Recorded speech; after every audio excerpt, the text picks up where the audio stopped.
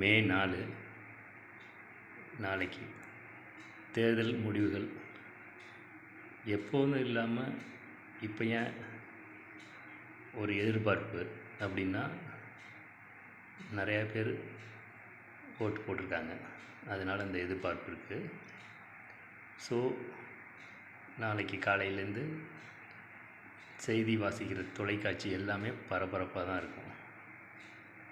அதாவது வேலைக்கு போகிறவங்க பிரச்சனை இல்லை, வீட்டில் இருக்கிறவங்க ஃபுல்லாக அதை பார்க்கணுன்னு தேவையில்லை.